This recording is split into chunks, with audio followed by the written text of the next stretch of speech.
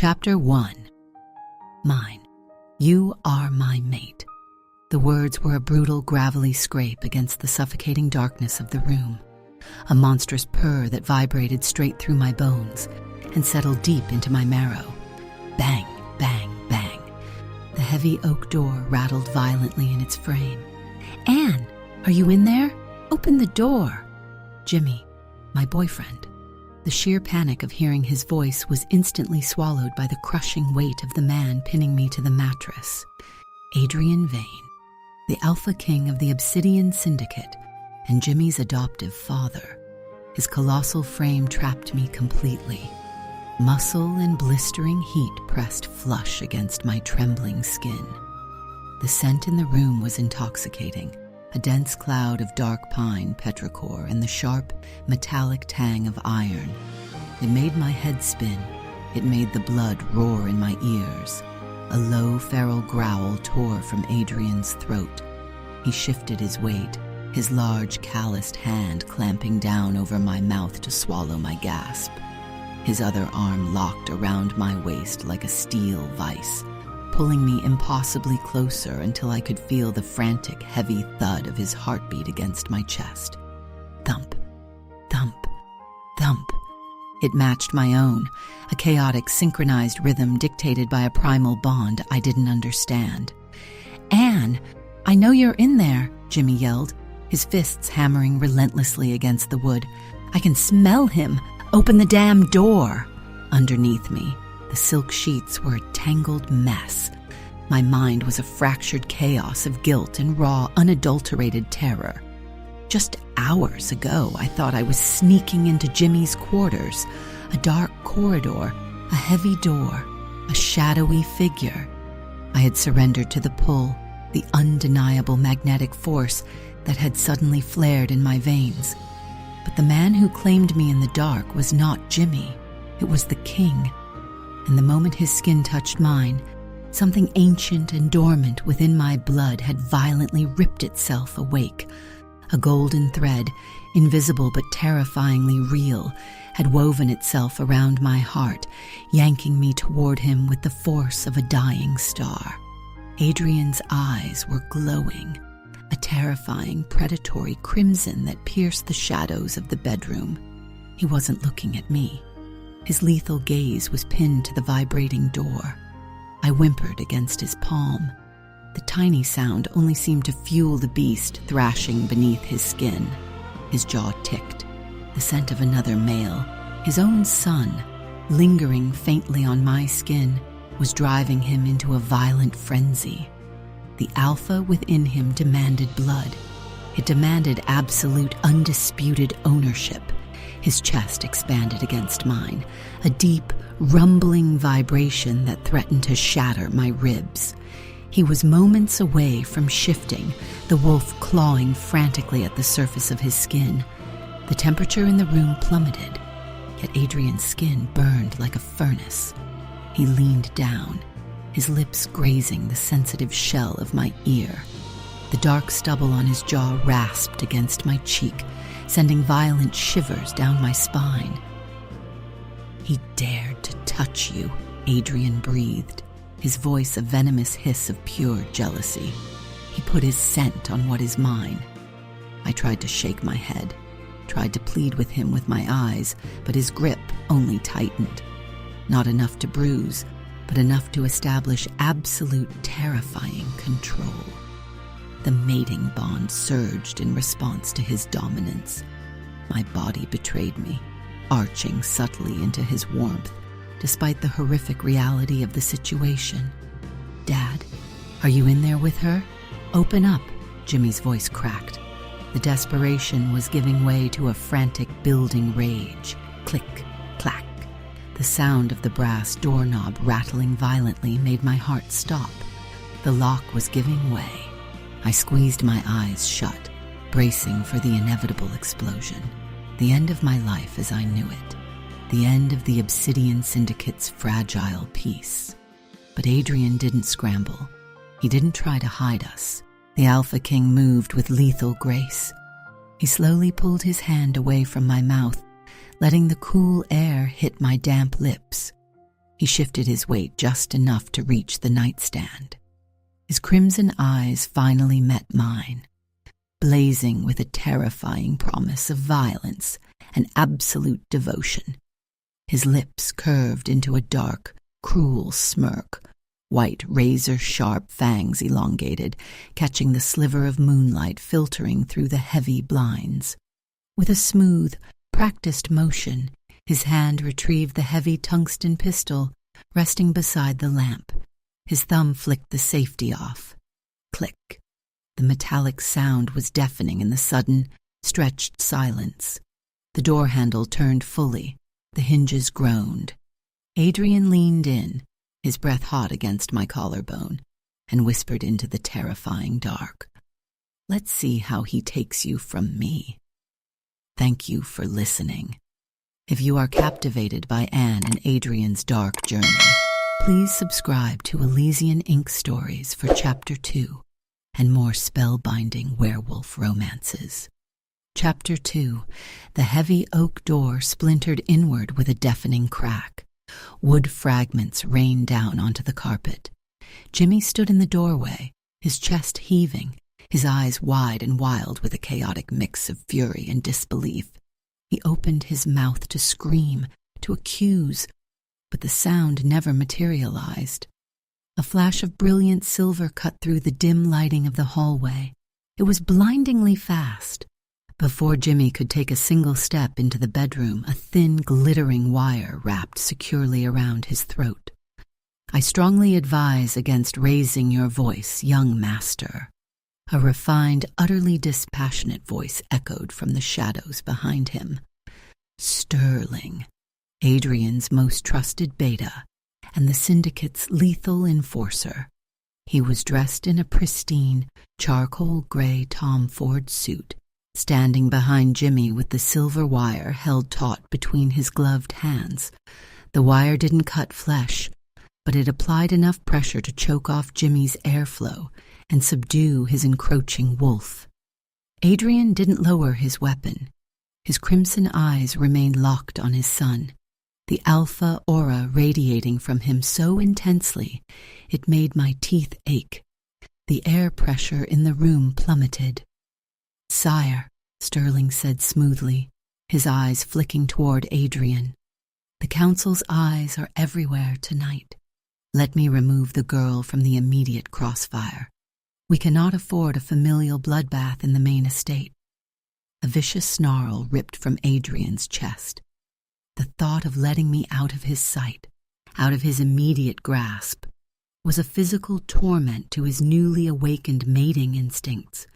His arm tightened around my waist, his claws briefly extending to prick the fabric of my shirt.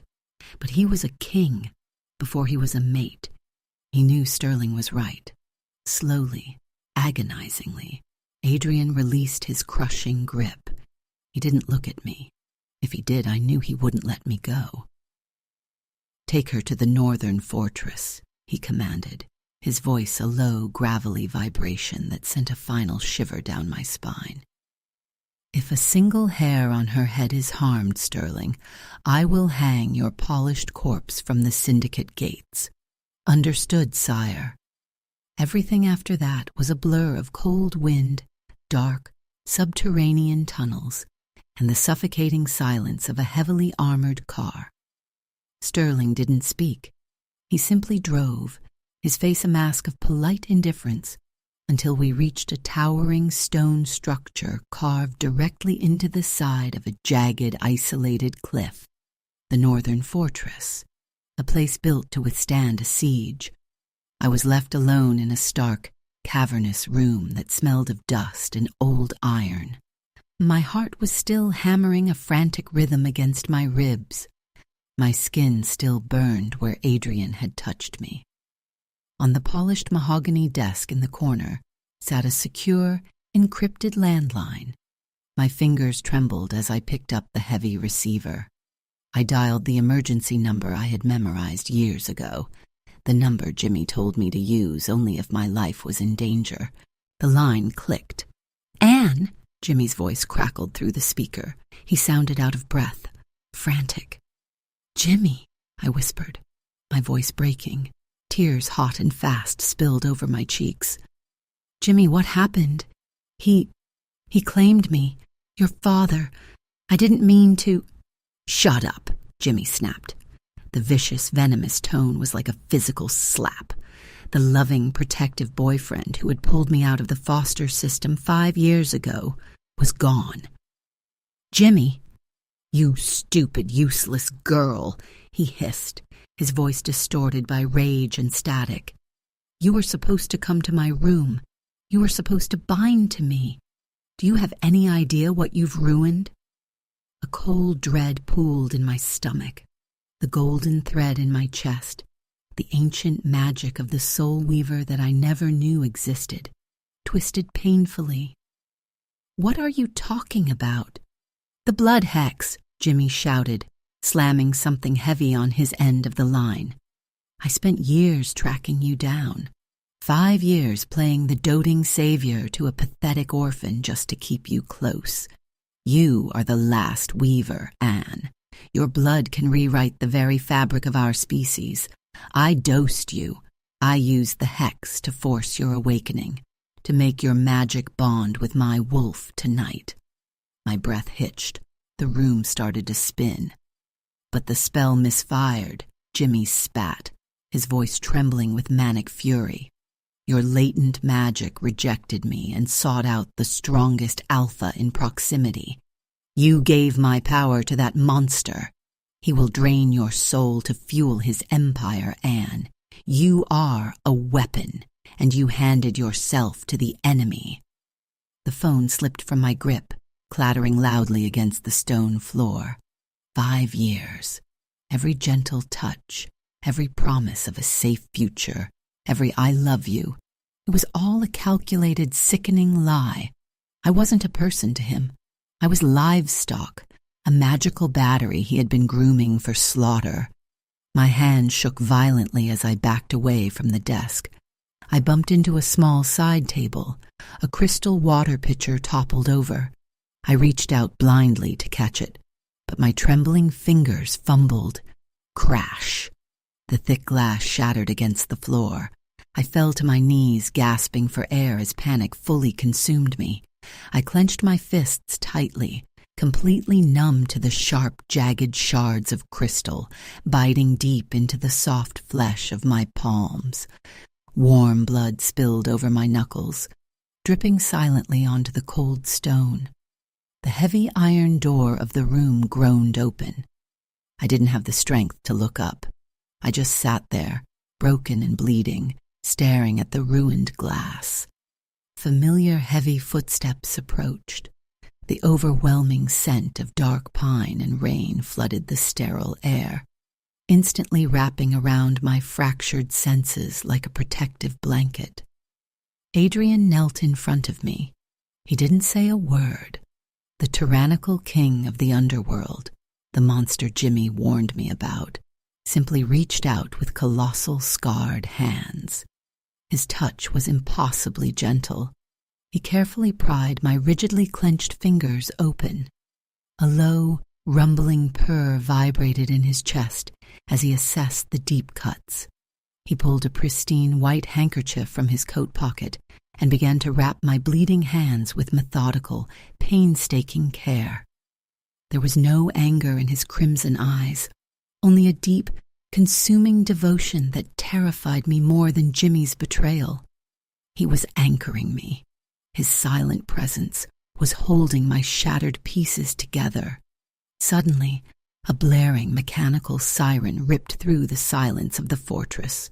Flashing red warning lights bathed the stone walls in a violent, bloody hue.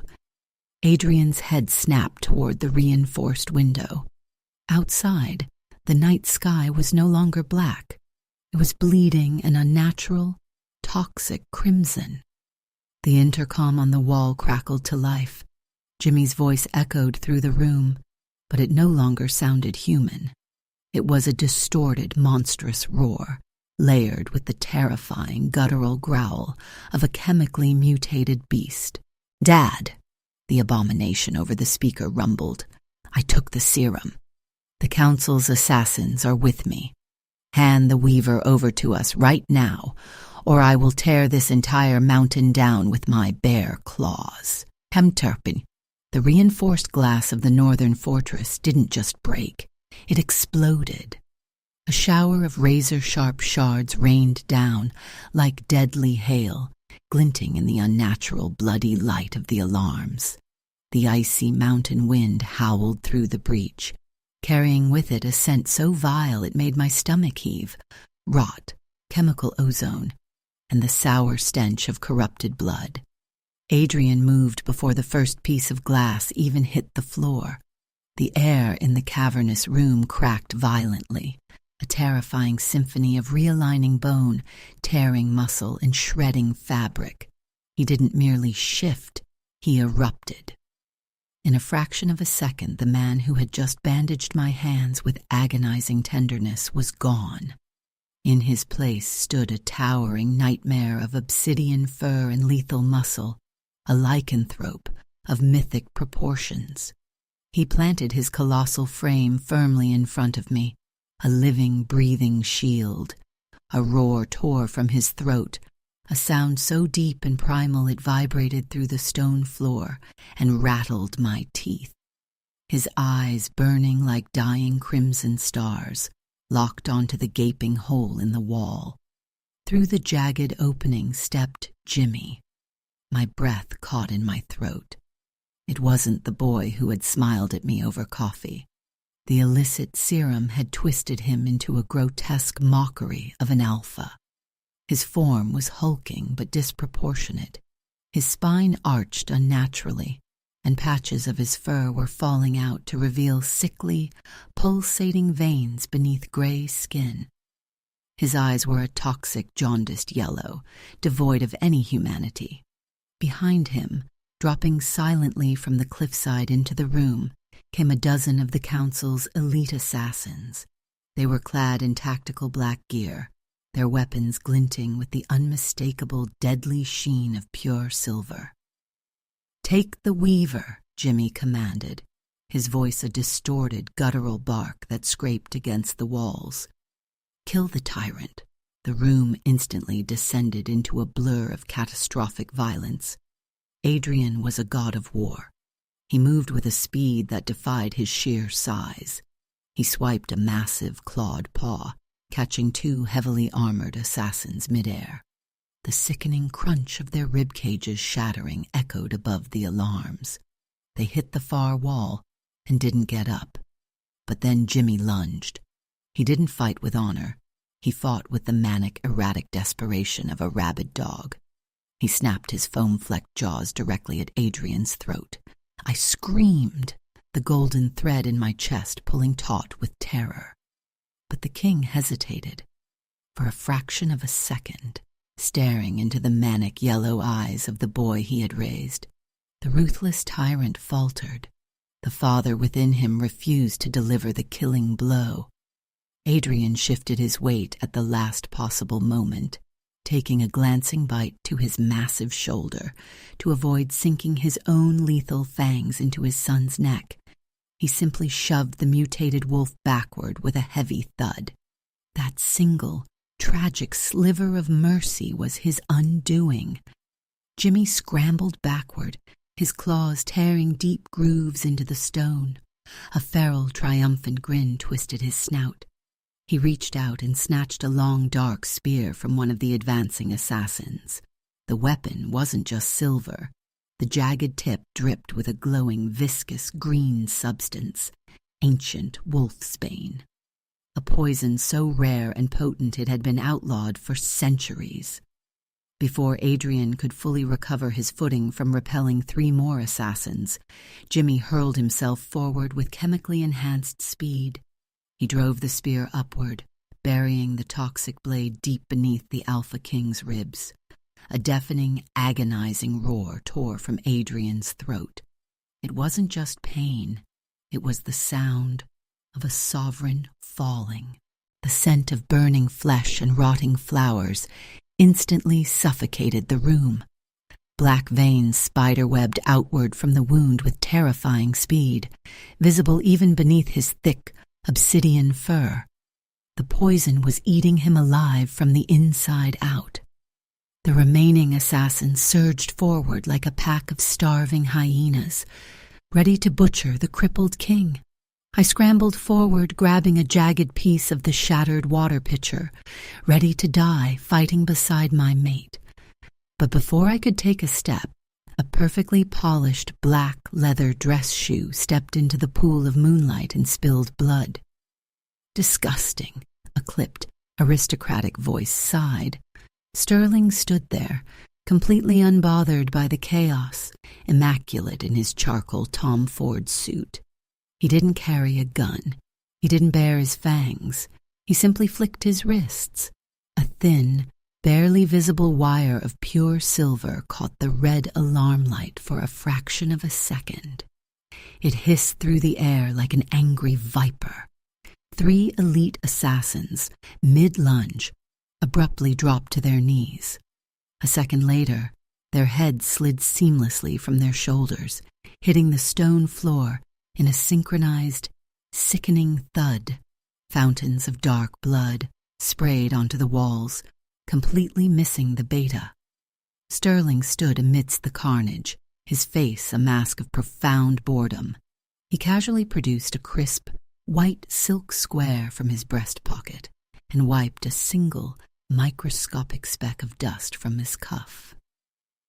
"I continually complain about the stains on this Tom Ford suit," he murmured, his dead, cold eyes locking onto the remaining assassins. "But, gentlemen, taking out the trash for the king is always a bloody privilege." His lethal entrance bought us seconds, but it wasn't enough to stop the inevitable. Behind Sterling, a colossal weight crashed onto the floor. Adrian's body convulsed violently as he involuntarily shifted back into his human form. Thick, black blood spilled over his pale lips. I threw myself onto the icy stone beside him, pressing my bleeding hands desperately against the gaping, poisoned wound in his chest. His skin, once radiating a blistering heat, was turning terrifyingly cold. No, no, no. I reached for him through the mating bond, desperate to feel the roaring inferno of his spirit. But there was nothing. The terrifying, comforting presence of his inner wolf had abruptly vanished from my senses. The tether had been severed by the poison. The most powerful alpha in the underworld was reduced to a dying mortal, gasping for his final breaths in my arms.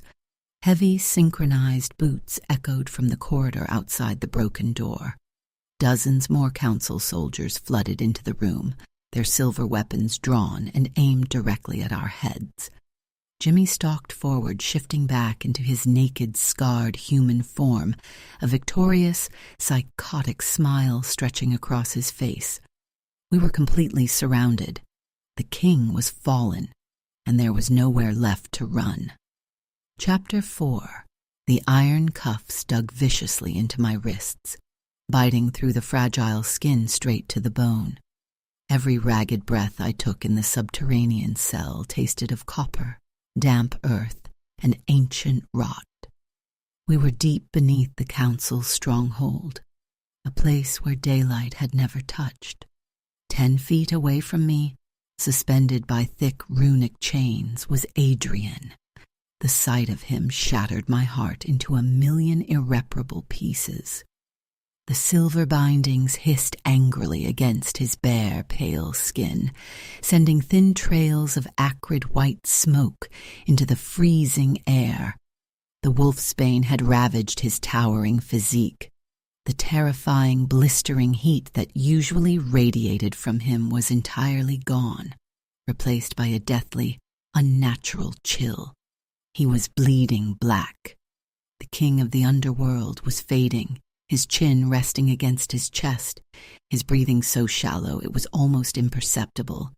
Sterling was nowhere to be seen. They had separated him from us the moment we were dragged into the transport vehicles. The heavy, rusted door of the dungeon groaned in protest as it was pushed open. A blinding sliver of torchlight pierced the gloom. The High Elder of the Supreme Council stepped into the cell. He was an ancient, withered creature wrapped in crimson velvet, his eyes cold and dead. Beside him stood Jimmy. He was back in his human form, twitching erratically, a sickeningly smug smile twisting his face. Such a tragic portrait, the elder rasped, his voice echoing off the damp stone. He stopped just inches from me, looking down his crooked nose with absolute disdain. The mighty Alpha King, brought to his knees by a mongrel and a mortal girl. I yanked at my chains, my teeth bared. A low, warning growl rumbled in my chest, a sound I didn't even know I was capable of making. My soul weaver magic flared beneath my skin, a warm golden pulse responding to the threat. "Save your hostility, child, Anan," the elder said dismissively.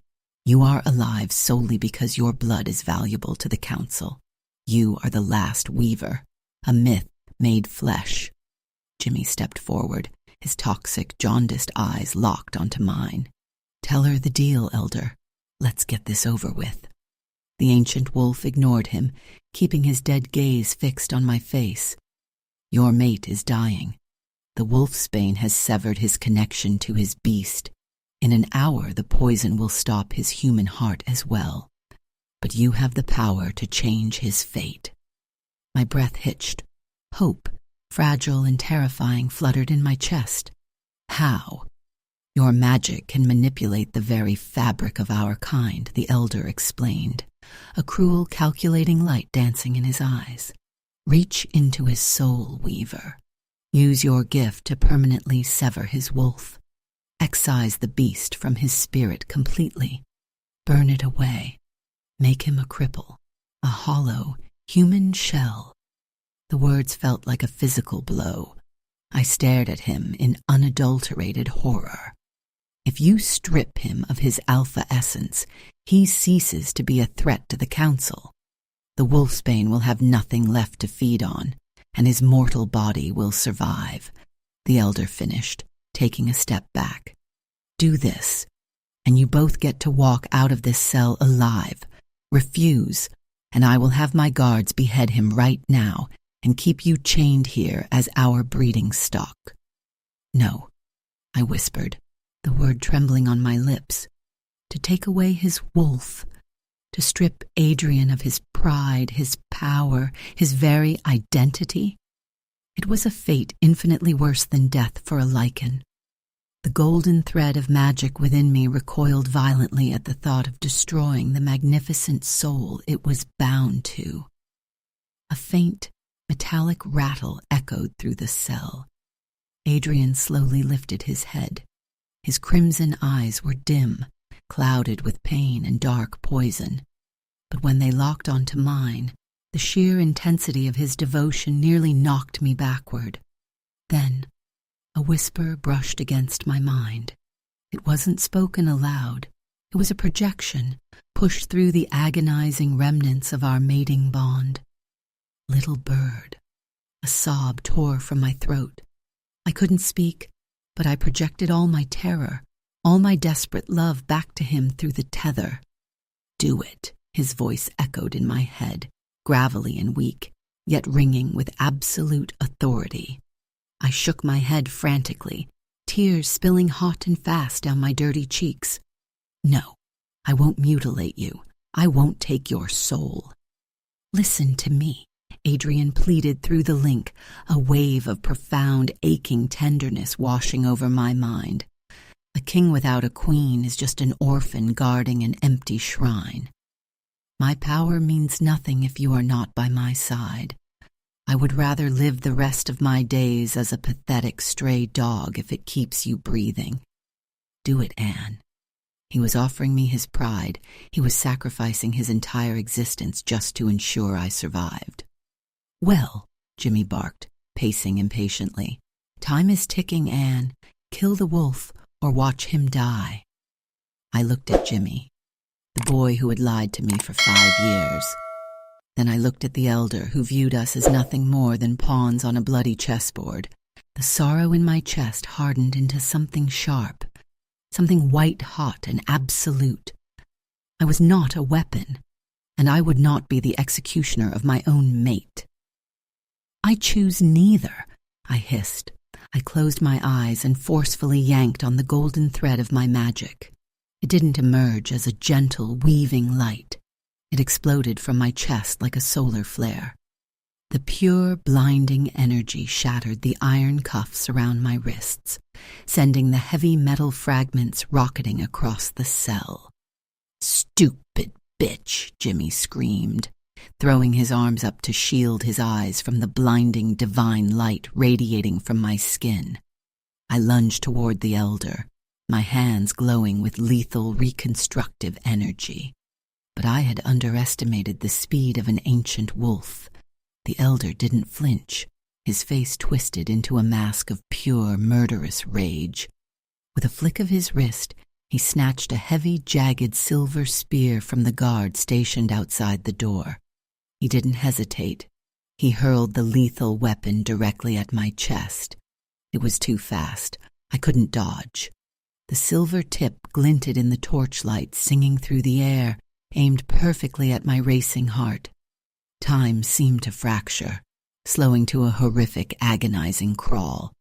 A guttural, deafening roar shattered the subterranean silence. It wasn't the roar of a wolf. It was the primal, desperate scream of a human man driven by pure, unadulterated love. Adrian, stripped of his beast, his body ravaged by poison and bound by burning silver, the Alpha King defied every law of nature. With a sickening crack of dislocating shoulders and tearing flesh, he violently ripped the heavy iron anchor straight out of the stone wall. He lunged through the freezing air, throwing his massive mortal body directly into the path of the flying spear. Thwack! The sickening sound of silver piercing bone and tissue echoed through the dark. Chapter 5. The sickening sound of silver piercing bone and tissue echoed through the dark. Time stopped. The damp air in the dungeon turned into lead. Adrian hit the stone floor. He didn't brace himself. He simply crumpled, a colossal monument of strength reduced to a broken heap at my feet. The jagged spear shaft protruded from his chest, right where his heart should be beating.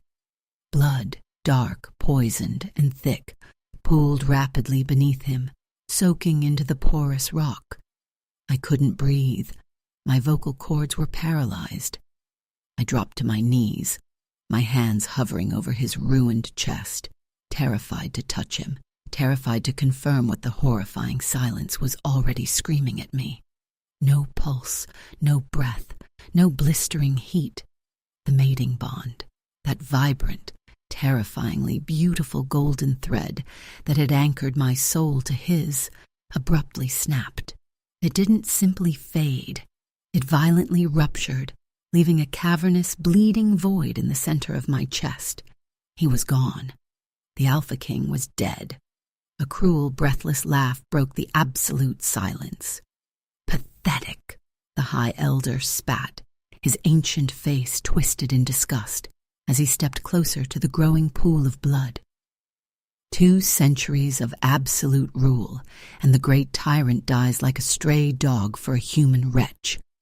The words echoed. A stray dog. I stared at the elder's worn leather boots. I looked at Jimmy, who was staring at his father's corpse with a sickening mixture of shock and triumphant glee. Something inside me fractured. The terror, the overwhelming grief, the crippling helplessness. It all shattered. In its place, a spark ignited. It wasn't the warm, reconstructive glow I had felt before. This was an inferno, a visceral, apocalyptic rage that demanded vengeance. I was the last soul weaver, the architect of the supernatural spirit, and they had just murdered my mate. I slowly rose to my feet. The tears on my face instantly evaporated. The air pressure in the cavern plummeted so drastically that the torches lining the walls sputtered and died. Darkness swallowed the room. "Seize her," the elder barked, his voice suddenly laced with a tremor of unease. Dozens of elite wolves surged forward, their eyes glowing, their fangs bared. I didn't flinch. I closed my eyes and surrendered completely to the roaring tide of ancient magic in my blood. A pillar of blinding, incandescent gold erupted from my chest. The shockwave of pure energy blasted outward, shattering the remaining iron chains in the cell into fine metallic dust. The subterranean cavern shook violently, dirt and loose rock raining down from the ceiling. I opened my eyes. They were no longer human. They burned with the brilliant, terrifying light of a newborn sun. The charging assassins froze in their tracks, blinded and disoriented. I looked at the army of beasts surrounding me, drew in a breath of charged, ozone-laced air, and unleashed a sound that didn't belong to a mortal woman. It was the voice of a goddess, a supreme, irrefutable command that vibrated through the marrow of every lichen in the room. Kneel. The command struck them like a physical blow. A synchronized chorus of pained howls erupted. It wasn't a choice. Their bodies betrayed them. Kneecaps hit the unforgiving stone with bone-jarring force. Spines bowed, noses pressed into the dirt. The sheer magnitude of my aura crushed their alpha instincts, forcing the beasts within them into absolute terrified submission. Even the High Elder, an ancient creature who bowed to no one, collapsed onto the floor, clutching his throat as his joints cracked under the unseen crushing weight. Only one person was left standing, Jimmy. He backed away, his face pale, his limbs trembling violently. "Anne," he stammered, raising his hands in a pathetic gesture of surrender.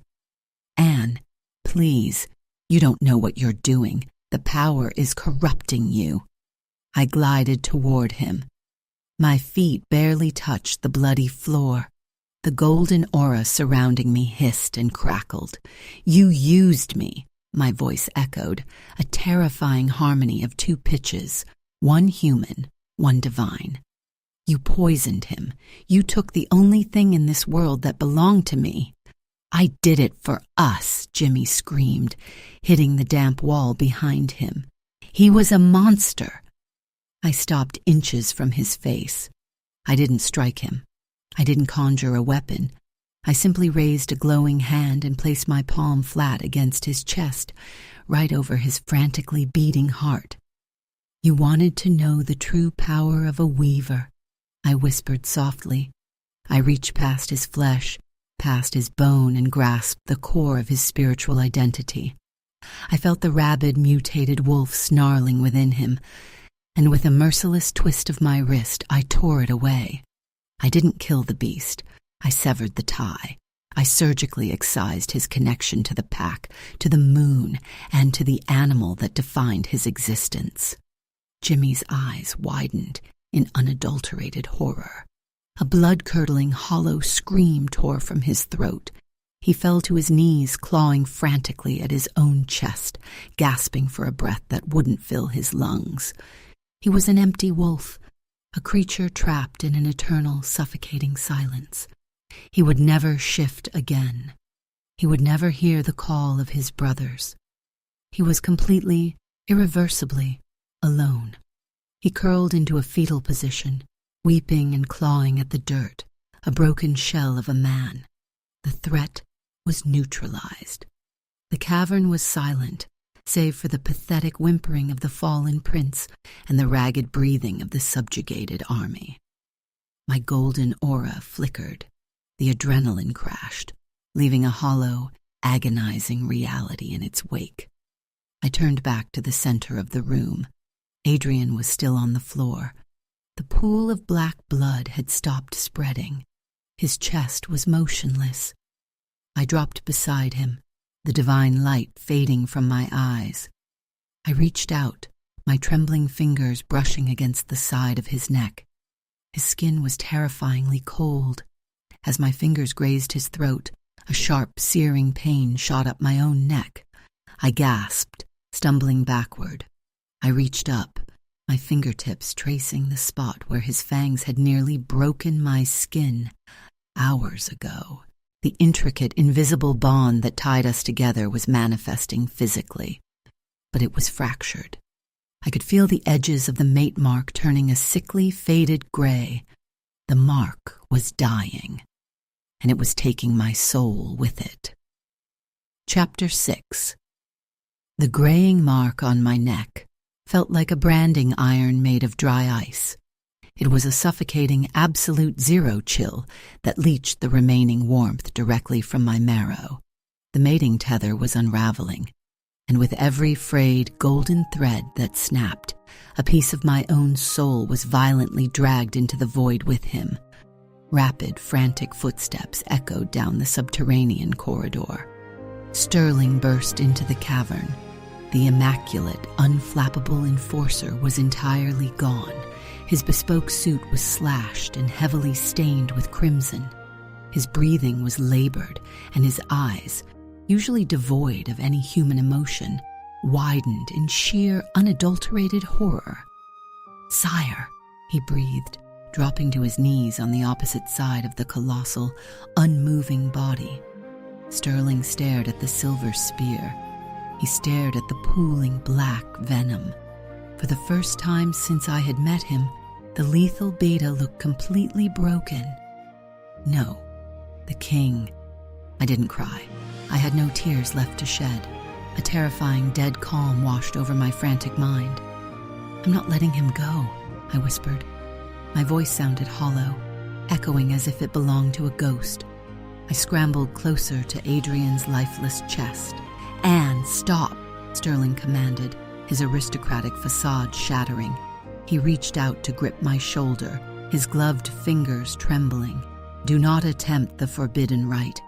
You are a mortal vessel. The Weaver's magic can manipulate, but it cannot resurrect a sovereign lichen from the dead.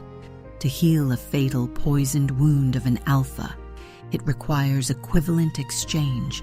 It will tear your mortal flesh apart." I violently shoved his hand away. I didn't care about equivalent exchange. I didn't care about my mortal flesh. Without the blistering heat of his soul anchored to mine, I was already dead. I placed both of my trembling, blood-stained hands directly over the gaping wound in Adrian's chest. I closed my eyes and reached deep into the core of my being. I bypassed the explosive, wrathful power that had just subjugated the enemy pack. I sought out the quiet, sacred, irreplaceable essence of my own life force. I envisioned my soul, a brilliant, burning sphere of silver and gold, and I deliberately, violently tore it in half. A blood-curdling scream ripped through my teeth. It wasn't a sound of physical pain. It was the apocalyptic, indescribable agony of a spirit splitting at the seams. Brilliant, blinding silver light poured from my palms, driving straight through the shattered bone and ruined tissue of his heart. The dark, venomous veins spiderwebbing across his pale skin began to fiercely recede, hissed, and burned away by the sheer, devastating purity of my sacrifice. The air in the dungeon grew unbearably heavy, reeking of ozone, singed pine, and melting silver. But Sterling was right. My human anatomy was far too fragile to channel a resurrection of this magnitude. The skin on my forearms began to fissure. Deep, agonizing cracks spread up to my shoulders, resembling a shattered porcelain doll. I wasn't bleeding red anymore. I was bleeding liquid starlight. Every drop that hit the stone floor sizzled and evaporated into the freezing air. My vision violently blurred. The dark cavern was dissolving into a cold, terrifying white fog. Thump! A single deafening heartbeat echoed beneath my glowing palms. Then another. Thump! Thump! Thump! The terrifying, comforting inferno of the Alpha King surged back into the icy room, crashing over my freezing body like a tidal wave. Adrian violently gasped for air. His broad, muscular chest arched off the stone floor as his lungs expanded. His eyelids snapped open. The dim, poisoned fog in his irises had vanished, replaced by a blazing, predatory crimson that frantically scoured the darkness until it locked onto me. The jagged wound was entirely gone. Flawless, unblemished skin stretched over his powerfully beating heart. I had done it. I had dragged my mate back from the abyss, but I had absolutely nothing left to give. My arms gave out completely. I collapsed forward, a violent cough racking my chest. A spray of silver, iridescent blood stained the lapel of his ruined shirt.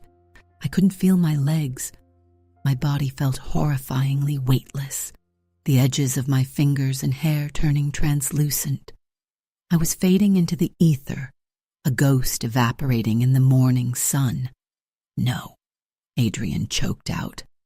The raw, guttural panic in his deep voice shattered the remaining silence in the room. He scrambled upward, catching my crumbling, weightless form before I hit the ground. He gathered me into his colossal embrace, his massive hands frantically roaming over my cracked, glowing skin.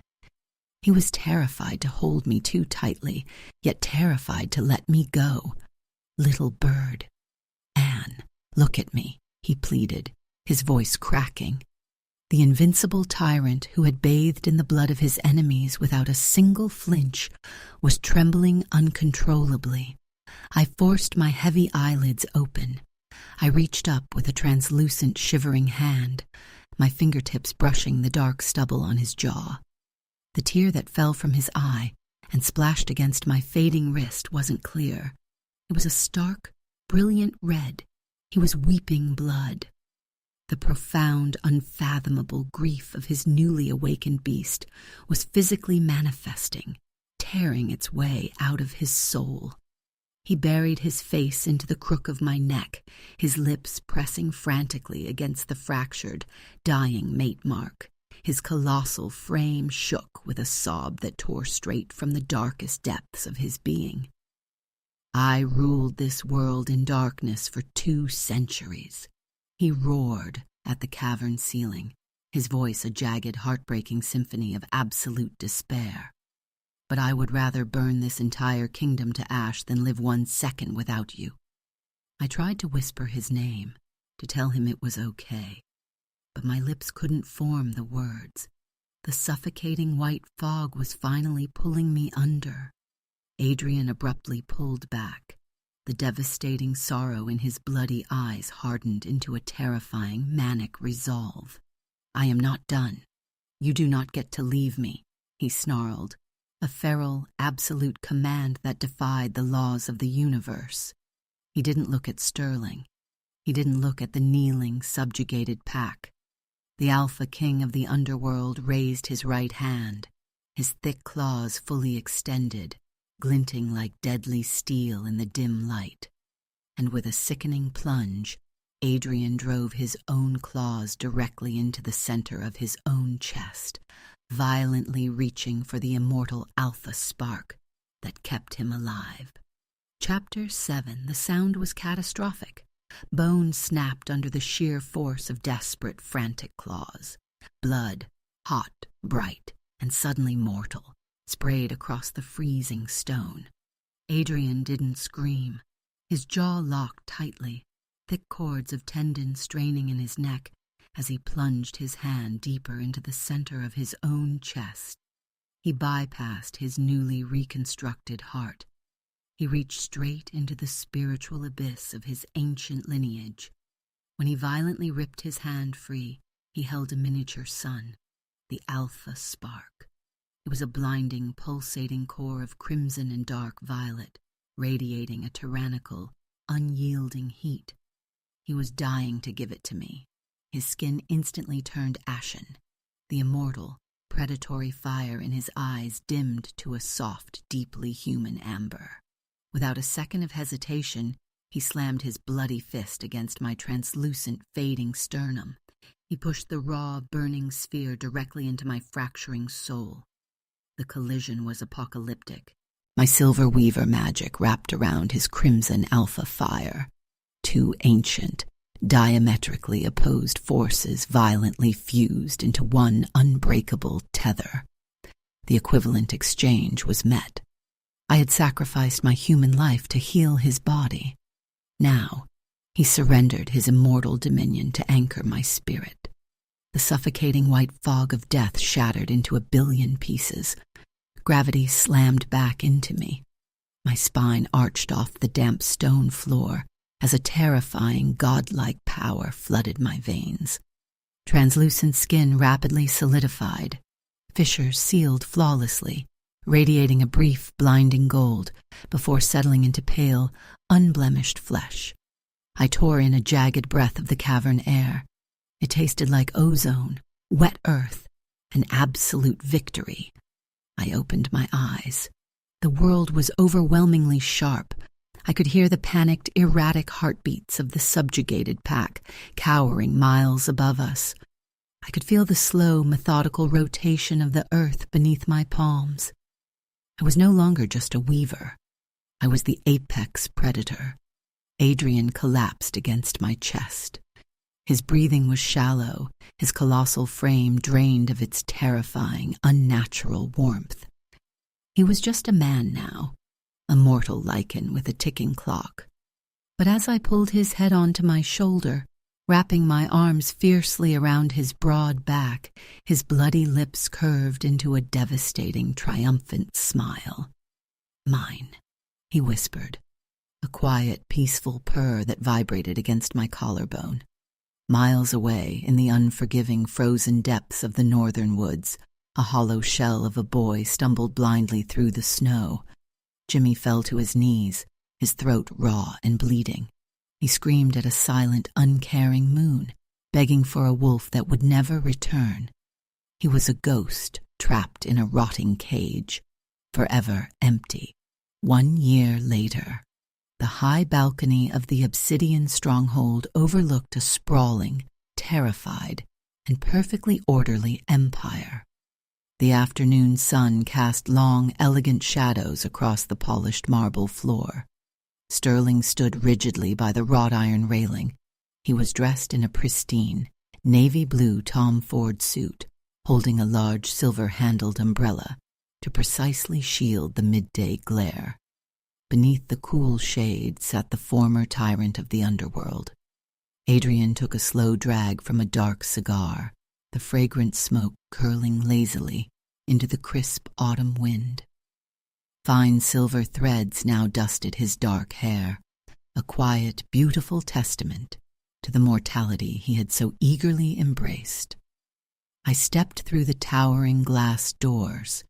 The air pressure on the balcony shifted instantly. The golden, domineering aura of the immortal queen commanded the space, bending the very atmosphere to my will. Adrian's amber eyes darkened the moment they locked onto me.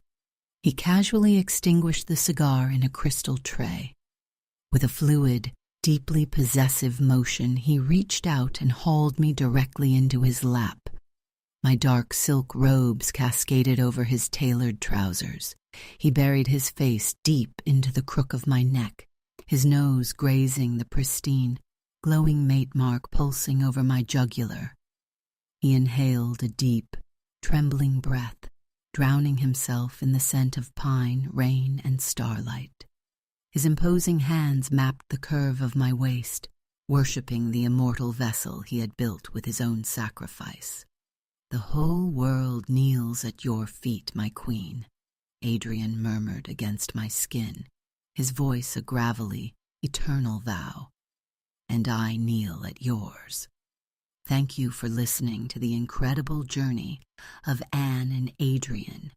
If you loved this dark, heart-pounding werewolf romance, please subscribe to Elysian Ink Stories for more epic tales of fated mates, alpha kings, and undeniable devotion.